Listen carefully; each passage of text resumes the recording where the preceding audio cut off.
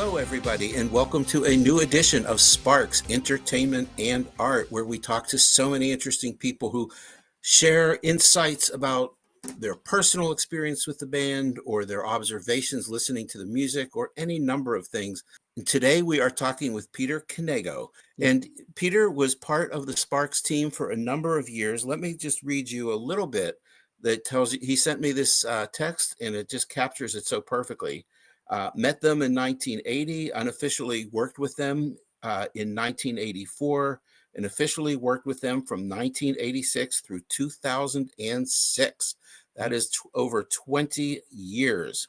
So that is a long time to have worked with Ron and Russell Mael. And Peter, I am so glad to have you on the show and to hear some of your thoughts and insights. Fantastic. Well, I'm really happy to be here, Monte. Sparks changed my life. Anything to do with them is a pleasure and a delight. And for me, it was the honor of my lifetime to have been able to work with those guys. Well, you did it for a long time, and I can imagine that would be really, really a great thing. And something that really fascinates me, there's two aspects. One, I love the 80s music, and I love how it evolved, and I love how it influenced where they went with their music, particularly once they got to the Little Beethoven stage, which in my mind was kind of Sparks 2.0. Yeah. So that's something I'd like to discuss and get your thoughts about that. And you can tell me I'm all wrong in my thinking, and I would love to hear why. Okay. But the second thing is also you were there during that interesting period where they really weren't creating a whole lot of new music, but they were very busy. And that's a period that is really interesting to me. So I am really looking forward to having a conversation. Super cool. They were always working on music. It just wasn't always coming out. It was getting more and more difficult for them to find a home for each of their projects, but they were making music constantly. And that's what's so impressive about them. During that time, the post K-Rock era for Sparks was really rough because they were very popular on K-Rock from about 1981 with Want That Sucker through Pulling Rabbits and a tiny little bit with Music That You Can Dance To. But K-Rock was changing. They were going more aggressive, and a band like Sparks, who were arty and intellectual, there just wasn't room for them when they were going for Beastie Boys and Red Hot Chili Peppers and Nirvana, that kind of stuff. So they never stopped, and they toyed with all sorts of different sounds of music. They were working on projects. Of course, they were doing My the Psychic Girl for many years, and from the documentary and all of that, how that ended up, very unfortunate. But they were learning as they went. And during the interior design period, of course, they had bought their own studio, which they set up, and they were engineering and producing their own records from that point on. And that was an incredible learning process. And well, this is exactly what I want to talk about, but I feel like we're doing people a disservice because I think I owe you the opportunity to introduce yourself and say a little bit about who you are and how you really did start to work with them. Okay, super cool. I was not a fan of rock music. I listened to top 40 until I was about 17 years old. And then an album called The New World Record came out by Electric Light Orchestra. And I was like, oh my God, now I get it. Now I know why people are rock fans. Love that album. ELO led me into Queen. My best friend in high school had a great sound system at his house, and he loved British bands. So he turned me on to 10cc and then Sparks. And I was like, holy crap. These guys are like Queen, but with a brain and humor and layers. And they're American, and I can't believe this. So I ended up getting very, very into Sparks. And what album was it that put you over? Indiscreet. Indiscreet. Under the Table with Her and Tits were the first two songs I had heard by Sparks. And I was just blown away. I mean, I couldn't believe the layers of intellect and humor, and I immediately likened them to Moliere, because Moliere had that, comedic thing, but he was also very serious. And they were great stories to be told. And I just found them so far beyond anybody else, basically. I love the wall of sound and the style of ELO, and I love bands like Sweet and Queen. I can't stand Queen anymore. But 10cc also was very intellectual and very cool, but they didn't write, I think, songs on the caliber that Sparks did. So when my interest in these other bands faded out, I never gave up on Sparks. And then in 1979, when Number One in Heaven came out, I used to go to Rhino Records, which was the big record store in Westwood. And Gary Stewart worked there. He ended up becoming, the head honcho at the record label Rhino Records. And he was in the documentary, and he was very close with Sparks. And he held me a copy, the gold vinyl version of Number One in Heaven. And I was so thrilled. And I ran home and I played it, and I burst into tears because I was like, oh my God, Sparks have gone disco. Another 2 listens, and then I got it. And I was like, right. They have changed my life. I am now a Giorgio Moroder fanatic, electronic music, this whole thing that came up to this process of Number One in Heaven was interesting. And I loved all of their prior albums, except for Big Beat and Introducing, which I learned to like later, especially Introducing. And I thought, this is a whole new world. So I worked in Westwood at a movie theater called the Bruin Theater, and I walked up this street called Gailey Avenue, and I carried my ghetto blaster with me, 2 feet wide with the 2 speakers, and I always was blasting either ELO or Sparks. This day I was blasting Number One in Heaven, walking, look straight up, and here comes, dressed in black, probably Gautier, Ron and Russell. While I'm blasting Number One in Heaven, literally, I was in shock, and I was so intimidated, and I didn't know what to say, but I just babbled, and I said, "Do you guys like movies?" And they're like, "Yeah." So I was like, "Well, I work in the Bruin Theater, so if you ever want to come see a movie, just come and ask for me. My name is Peter." And they're like, "Okay, sure," and they kept walking, and I was like, "Holy shit! I just met Sparks," So I got to work, and I'm telling everybody, and they're like, "Oh, okay, you and your weird band or whatever." And about 3 days later, I'm in the box office, and they showed up, and they were like, "Hey, we'd like to see this movie," So the funny thing with them was, I was always letting them into movies, but if it was a big, kind of blockbuster movie, they would last all of 5 minutes, and they would leave. They were done. But if it was an arty movie, like I remember there was this Japanese movie called The Makioka Sisters, which nobody wanted to watch except for me and a few of my friends. And they stayed throughout that whole thing. So I'm like, okay, I know what kind of movies you like, So I maintained this relationship with them. I ended up working at another theater called the National, which was a beautiful mid-century modern theater, and everybody came there, and the movie Reds premiered there. And so I told Ron and Russell, I'm like, "You guys got to come to the premiere. I'll get you in," because it was red carpet, big Hollywood, Klieg lights, the whole thing. And I thought, well, damn, this is a good thing for them to be seen, walking in the movie theater with Warren Beatty and everybody else, So I remember sneaking him into that. Meanwhile, I had a friend who was in the music business, and he was always telling me about these bands. He was promoting like Men Without Hats, Safety Dance, Who Can It Be Now, all these different songs. And he was breaking a band called Wham. And he's like, "Oh, you've got to hear this band." So he was promoting all of these new wave artists and doing really well with them. And I was like, "Well, what about Sparks? Do you think you could do anything with them?" He goes, "Of course I could. The only reason they're not getting on the chart is that nobody's promoting them." And I had no idea, but the record industry is built around promotion. If you don't promote a record, it will never get played. It will never get charted. So I introduced him to Joseph, Sparks' manager, and Sparks hired him to promote their new dance record, which was called Progress. B-side, With All My Might.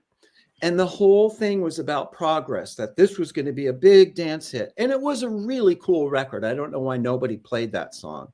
But With All My Might, on the B-side became what they call a sleaze record, which is something you play at 1:30 in the morning as the dance floor is clearing out. It's a more romantic sounding song, and it became a classic sleaze record. But in the midst of the promotion of the song, my friend, who had a bit of a chemical problem, was running off to Laguna and, partying, and he wasn't working the record. And I panicked because I was like, I introduced you to these guys. So what can I do? If you're not going to promote the record, tell me what to do. So he gave me a pile of 8x5 cards with DJs' names and phone numbers and the times to call them. And these were the DJs that reported to the Billboard dance chart, because the whole chart was made of every DJ reported their top 25 to Billboard, and Billboard added it up like points. And that was how you got a record up the chart. So I was there during the dying days of With All My Might, trying to get the record back up the chart because he sort of bailed on it. And I was also promoting Wake Me Up Before You Go for him, which was the Wham record, because that's what got people to take my phone calls, So I did that, and it kind of fizzled out, but With All My Might did make it on the chart. It did okay, but it would have done so much better with a really concerted promotion. Yeah. So meanwhile, it's a favorite song of my wife's and myself, by the way. It's one of my favorites too. It's a beautiful song. I love the video, and I liked Pulling Rabbits. I didn't think it was their best album, but I thought the highlights, like this title song, With All My Might, and a song that sings itself, were some of Sparks' best songs in the 80s. Okay, right? I got to interrupt you right there. Yeah. You're just kind of blowing me away, because that album is, with every Sparks song album, I usually like all the songs, or maybe a couple I'm not that crazy about. With that album, it's like a balance. There's songs I just don't care for, but the songs that I do like are all the ones you mentioned, and Sisters, and I think they're just absolutely great songs. Yeah, I agree with you. And there are definitely songs that I skip. Everybody Move. Oh God. But yeah. You'll have you'll Quick. have an itty bitty rear. What kind of Sparks lyric is that? So I'm with you on that. And so anyway, it was at that point that Atlantic, they no longer had a label. I guess they had a 3-album deal with Atlantic. So they went into the studio and they came up with the song Change, which was brilliant and blew me away. And it just showed me how far beyond they were, because they could create these beautiful pop songs, but this was like an opus, incredible opus production. Well, let's drill down on that song just for a second. Do you think there's a message in that song beyond just a really clever opus about the idea of change? Do you think there was something in terms of where they were in their career and the changes that they were making that was expressed in that song? Well, it was changes they were making. It was changes in the music industry, changes in the style of music that was popular, changes in their own popularity, to borrow a favorite song as well. They're having this roller coaster ride of, if nobody knows who they are, then they're superstars in England, then nobody knows who they are, and then they're superstars in England again. And, it's just this on and off thing. And then, of course, all the success they had in the 80s in LA with K-Rock. And then it goes away. So, yeah, I think it kind of maybe it was inspired a little bit by what was happening to them. But also, at the same time, inspired by what was happening to them, but also maybe laying out a vision for where they wanted to go. Completely. Because they knew after Pulling Rabbits that their relationship with the pop song, no matter how good it was, and they wrote some brilliant pop songs that never got us seconds worth of play, I think, and it just was so puzzling to me that they weren't having massive hits, and I think a lot of that, again, after I got in the music business, because of Sparks, I had no desire to get in the music business. And I learned the game and this whole promotion thing, and how it's not so much about how good is your record, but it is about what priority are you with the record label, how good is your promotion, and all of the other side things that come along with the marketing. And then if you have an excellent record, or even if it's not an excellent record, it might become a hit if the record label is pushing you over all the other artists. So that was a sort of a dirty little secret that I learned. And once I learned that, then I started playing the game in Sparks's favor and turning the, people would take my calls because I'd be promoting Duran Duran or Pet Shop Boys. Yeah. But the first record I would talk about was Sparks and tell people how important that record was and why it was so brilliant. So anyway, back to Change. Yes, I think it was all of the above and Sparks making a concerted change in their style, thinking, you know what, screw it. If they don't buy us as a pop act, we're going to be the true artists that we are. And they came up with that opus and boom, released it with London Records. You know the story. The guy at London said in the UK, said, well, why don't you write something that you can dance to, so go back to the drawing board and write one of the best freaking dance records of the decade. It's a screw you, but at the same time, it's like, we can do this as well. We were the first band to work with Giorgio Moroder, who was the greatest dance producer basically of all time. So they did a cassette. I still have mine somewhere. It was Change, Music That You Can Dance To, and Rosebud, which is another one of their most underrated songs. Like, my observation on the outside is completely consistent with what you're saying as someone who was on the inside, that they were competing with that rock band culture, and they had a fantastic band in the 80s. That's my favorite band personally. And that's what they were doing. But then they that artistic side of them kind of took to the fore. And you're saying it's because they were just getting a little tired of having to deal with all of the nonsense, and they want to be who they really were, which came out, then the next phase was the evolution that led to Little Beethoven. Yeah, exactly. Because Change is the blueprint for Little Beethoven, in my opinion. And, I never necessarily had that conversation with them. And the whole Music That You Can Dance To album, with the exception of Music That You Can Dance To and Rosebud, was an industrial sound. I think largely all throughout their entire career, they've had some great producers. And I think they learned a lot from all of their producers, Tony Visconti, Giorgio, but they knew how to produce themselves. Their most successful album of the 80s was Sparks in Outer Space. They produced that themselves. And then Atlantic stuck them with this guy who was one of the engineers for Duran Duran for Pulling Rabbits. But you can hear in that as well, Ron and Russell. I mean, Pulling Rabbits with those strings, that's Ronnie. I mean, you cannot tell me that the guy that they had, whatever his name was, Ian Little, I think. Ian Little, yeah. Yeah, I don't think he had anything to do with that. And actually, I don't even think he was around. That was the last time that anybody ever produced them. Exactly. And from then on, I mean, they had things to learn about engineering and production. And they had a guy, John Thomas, who used to be with their band, and he would work with them as well up at Russell's when they were producing. And I think they learned a lot from John. And, Russell is the genius behind their production, I think, as much as Ronnie. I mean, Ronnie writes the songs and the lyrics, but Russell is really the guy that's sitting there at the computer doing, all of the knobs and sounds and levels. And so, I mean, the level of genius of both of them is just so far beyond anything. And in the 80s, when they couldn't afford to get, the dance chart was their only avenue at that point. So I was very useful for them in the 80s.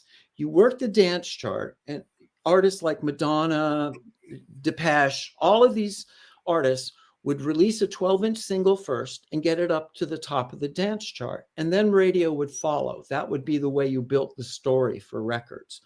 So when I got to promote Music That You Can Dance To, when that came out, that was just a 12-inch single, and Curb had picked up the single, just the single. And when I got it into the top 10, Curb Records signed the album. So that was, like, for me, an incredible victory, for Ron and Russell as well. And then they got the album out. The problem was They went with Curb instead of Rhino, who really wanted that album. But they went with Curb because Curb was distributed by MCA, which was a powerhouse record label. But that's where I learned being on a big label is not necessarily a good thing, because MCA had Bobby Brown, they had Jody Watley, they had Sheena Easton, they had all of these other artists who were much bigger priorities. So when it came to working radio with Sparks, MCA is like, oh, we don't care about that one, focus on these other artists. So you literally get backburnered and they kill your career. So I'm learning all of this as I go along, because Ron and Russell not only produced the album, they produced the video. I mean, they directed that video for Music That You Can Dance To, which in an arty way is absolutely brilliant and so far ahead of the time. And then it's got Ronnie doing this little thing with his hand. I mean, just so bloody cool. Yeah. In an arty way. Yeah. Yeah, totally arty way. Maybe not the best production, but they didn't have that kind of budget. And this isn't, this is pre-iPhone, 15. This is when you had to hire, someone with a camera and lights and do all of that kind of stuff, at great expense, even if you're doing it yourself. But to think that not only is this band this is that transitional period, though. I mean, they were still trying to be a well-known act. Of course. But they were also saying, what are our instincts here? And yes. It was clearly they were transitioning to something. It was an experimental album for sure, and nobody was ready for it. In that, I don't think all of the songs were necessarily successful. Mm-hmm. The Scene, I thought, was such an opus and had such an incredible sound. And parts of it I absolutely love, and other parts I don't love. But who does that? How many bands could actually produce something like that? So I love the album for that. And Music That You Can Dance To. And how crazy is it that on their most recent tour, they're playing 2 songs from that album, which is more than they're playing from Indiscreet, from Propaganda. What does that say about them? Yeah, it just says that they are so far they're just past any normal artist, because they have it all, and then when I was working with them, they couldn't go hire Shep Pettibone for $30,000 to remix their records, like the Pet Shop Boys did, or Madonna, or any of the other big artists. So I would bring them all of the latest dance hits and the remix, what the best remixes were. And I would say, listen, you guys, take a look at the B-side of this one and listen to that one. And they would do their homework. And then when they went in the studio, they remixed their own records, and they did a kick-ass job. I mean, they did the mixes on Music That You Can Dance To. They did the mixes on So Important and Just Got Back From Heaven. And all of those were top 10 Billboard dance records, which was quite a feat for Sparks. I had the impression that you were kind of the driver for those remixes. You're saying they did them themselves. Yes. I mean, how many bands can do their own remixes? That's what's so brilliant about them. They could do absolutely everything. They did their album covers, they did their art, they did their photography, even at certain points. I mean, it's so impressive, and they work so hard, and their work ethic is just, they never gave up. And I'm just so proud to have been there with them. I think I got lucky, because I probably wouldn't have gotten in if it were during, Kimono My House while they were in the UK, because they wouldn't have needed me. But at that point in time, when the record companies were all like, they had been on every label in America, basically, at that point in time, there were very few people we could try and shop Sparks to. And people would even say, some of the people in A&R, they're so brilliant, but, we have no place for them. We have no way to market this band. So it was very frustrating, because I have these ultimate genius heroes not getting properly appreciated. And then all the bands that they influenced, who I ended up promoting, were blowing it away. New Order, Depeche, Erasure, Pet Shop Boys. Did Ron and Russell feel that they were competing with these bands? Yes, because they were. You're trying to get Sparks played when you have all of these other bands. There's only so many slots a DJ can fit a band in, so here are all these bands who are doing what Sparks did, not necessarily even as well, but they paved the road, and they're doing brilliantly. I mean, Depeche Mode is, playing 60,000 seat arenas. When Sparks, they would play, clubs, for Sure. 300 people. They play the So, whiskey. yeah, the Yeah. whiskey. Yeah, the So whiskey. when Well, when did they make the decision in their minds to? I have two questions for you. One yeah, is, what was your role at this time? Because you're obviously really helping them in many ways. yeah. And two, when was it that they made the decision, or did it evolve to not compete with these folks and to be who they were, so to speak? They always were, but you get my point. Yeah, I think Balls was pretty much the last straw. With Balls, they had some really good pop songs on there, and they were taking things in another direction. They were actually going sort of electro, like the Prodigy, with the song Balls and Bullet Train. That was a whole new sound that was coming out of England, and Sparks were on the cutting edge of that. And so they brought that into the mix a bit with their more, with Sex Machine and Calm Before the Storm, which are, again, two of my favorite Two songs. great songs. Yeah, great songs, which were more in the vein of the prior album. So they Yes, really had, you know, it's a great just point. they had so much to offer and so many different angles, and people just weren't accepting it.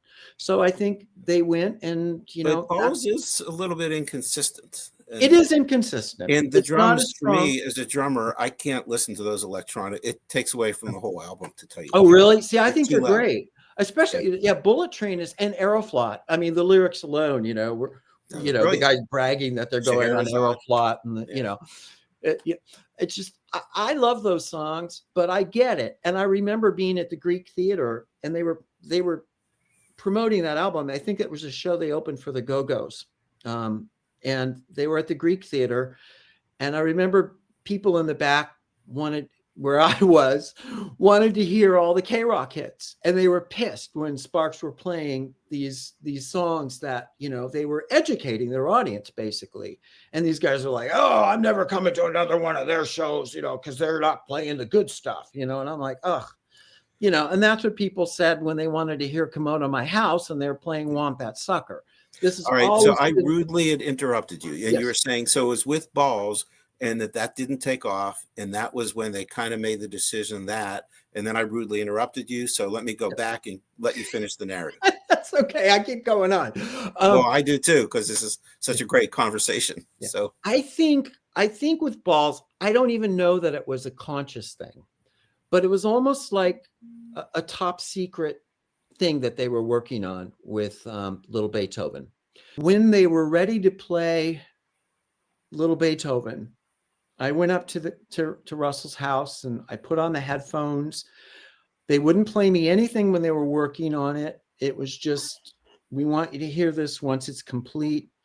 And I put on the headphones and I was just in tears. I mean, I'm brilliant. welling up in tears now just thinking about it, because it was so different and so brilliant and Brilliant. so beautiful. And I was just, my God, you guys, you're just a bottomless, topless. There are no bounds to your talent. And so that album, I don't know, I was so haunted and devastated in a good way by that album. And I love It's everything they've done. brilliant. It's a brilliant album. But Yeah. I'm not going to let you get away with something. You said they were working with it on secret. Yes. They just said, I'm like, what are you guys doing? He's like, we'll play it for you when we're ready, but we're not there yet. I got to listen to a lot of stuff when they were working on it, especially when it came to the remixes. So I could add my 2 cents and, like, don't forget, you got to do your, 8 counts of 4 intro and, no dropouts, things that would work as far as the dance floor goes. But they didn't want to play me any of this. So I had no idea what Little Beethoven was until it was finished and they were What ready was to their start. thinking that led them to create Little Beethoven? I think just the same old, they weren't succeeding doing it the pop way again. They had that nice bright period with gratuitous sax, and then that faded out. And I think they just thought, you know what, it was like, let's go back and do what we did with change, but we're going to take it in a, 21st century way. Uh, you know, put what we've learned since then into this. They came up with basically a whole new form of music. Yeah, completely. I mean, there's no bottom end, there's no drum beat in it until they kick in with, my baby's taking me home. It's just, it was unlike anything, that I had ever heard. I hope we'll talk about Joseph. Joseph had passed also. Let's And talk Joseph about was, Joseph now. Let's yeah, talk about okay. Joseph now, because we should clarify who Joseph is that we're referring to. Yeah, Joseph Flury, yeah, who was their manager for many years. And yes, you mentioned to me that you and he were very close friends. yes. Joseph brought me into the fold with Ron and Russell because I was so intimidated by them. I mean, I could barely get a sentence out of my mouth when I was, sitting with them. And Joseph made it so much easier for me.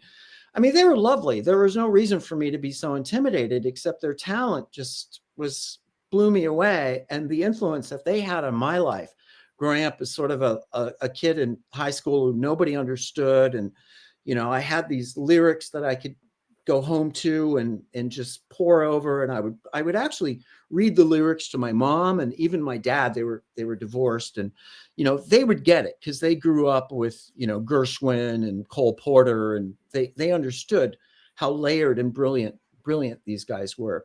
So Joseph was the one who told them to hire me for music that you can dance to. Even though I didn't have a company, I started a company with it, and we became very close friends.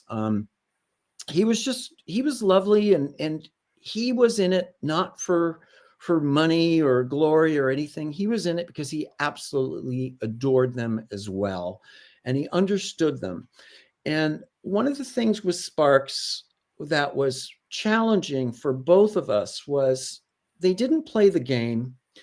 They weren't one of these bands that would go into meetings and try to, outwit everybody and be funny and, make an impact. They were there because they had to be, and they had to sit down with Joe Schmo, record label guy, who didn't understand anything about them, wanted to talk about partying and, what the latest trends were and blah, blah, blah. It was like they just wanted to get their record on a record label. So Joseph was their bridge to doing that as their manager. Of course, he would go in and make the deals and then come in with them later. And I was doing that as well with them in certain cases, as time went on. And then Joseph got sick and Right. was at one point after interior design, he just wasn't able to work anymore. He was in the hospital. He was in hospice. We would all go visit him. It was a very, very hard time because here was this man who was not only one of their dearest friends, but he was their manager, and he was the person who got things done for them, and he was dying. So we all went through this with Joseph, and we would take Joseph's mom to the hospital. She came out from Florida where she was living. So we were sort of a team. Christian Hoffman, who was also in the Mumps and one of the artists who Joseph was managing. All of us were part of this team of people who would go, to the hospital with Joseph and try to see him through this horrible disease, because there was no cure. There were no, remedies. It was just that. So they went through that as well. What it sounds like I'm hearing you say is that Joseph wasn't a conventional manager who said, here's what we're going to do, guys. He really was receptive to what they wanted to do and wanted to make it happen. Yes, very much so. But he would give them feedback, and they didn't like it. I mean, who would if you're an artist, right? So, like he would say, well, you guys, maybe you shouldn't be as obtuse with your lyrics or whatever, and they would go, and then the next record, they would input that, they would process it and they would filter out what didn't work for them, so they were always listening and they were always evolving. And I think that's, part of what makes them so great is that they weren't limited to just one sound like most rock bands. Yeah. And the one sound will get them through maybe 4 or 5 albums. Sparks completely evolved, from the first 2 albums being really off the wall to the whole trio of the British albums, which were cutting edge, but very accessible pop wise, to then reinventing themselves, for corporate, Columbia That's Records. why those Yeah. UK albums, nobody would take anything away from them. No, But they were 2 years out of a career that has spanned 7 decades. exactly. And they're still brilliant to this day, Well, I Yeah. really want to first, I want to thank you for sharing those comments and observations about Joseph, Yes. because he's such Joseph an, was a lovely human being. I'm going to tell you one of my favorite memories with Joseph and Sparks. We were driving, Russell rented a car, and we drove to San Francisco from LA for their show that they were doing up at the Stone for music, to support music that you can dance to. This is in the fall of '86. So Russell gets us rent a car. And I don't know if you've been on the Interstate 5 in the middle of California, but there is nothing there. It's just basically farmland and desert, right? And it's always like 100 degrees, especially in the summertime. It's miserable, right? But it's boring, but it's the fastest way to get to San Francisco. So Joseph and I are in the back seat, and Russell's driving, and Ronnie is in the side seat next to Russell, and I'm like, I'm sitting in this car with them for like 5 or 6 hours thinking, I'm in a car with my favorite fucking band in the world, and just giving myself that fanboy moment, Well, the car breaks down in the middle of nowhere. Like the radiator, starts boiling over. Ron and Russell are wearing their black, Gautier outfits. And it's like 95 degrees outside, and we're about 2 miles away from the nearest truck stop, right? There's no phones. We don't have cell phones, So Joseph and I had to walk to the truck stop and make a phone call to the rent-a-car company for them to send out a new rent-a-car. So we're stuck on the side of the road literally for hours waiting for a car that has to come from like Fresno, which is like 100 miles away. So here I am stuck on the road on I-5 with Ron and Russell thinking, I mean, how, truck drivers are driving by and this whole thing. And I'm just thinking, this is just the most bizarre yet wonderful and crazy situation, So that was one of my favorite memories. And it was with Joseph. And, we laughed about it, for years after that, because I mean, just, being stuck on I-5 with Sparks, for me, a dream come true in the most crazy way. it's amazing how they impact people, whether you're in the camp like you were, or you're just somebody who heard them, like I did, saw them on Midnight Special, and then it's like, okay, that's it, and I'm on this journey where once I got into Screed, I was like, okay, I'm with these guys, and it's just amazing the impact that they have. Yeah, they did. Listen, I had no desire to get into the music business, but I told myself if I ever had a chance to work with these guys in any way whatsoever, I don't care about, I grew up in Hollywood, movie stars everywhere. And my mom knew a bunch of people and my dad as well. But to be with them and to be, up close in direct contact with that level of talent and brilliance, so I consider myself extremely lucky, and I adore them to this day. And I, whenever they make a great accomplishment, I tear up. And I was so thrilled that Edgar Wright did the documentary. I just thought that was so long in coming, and he did such a great job with not making it a conventional documentary, but almost like, how would Sparks do a documentary?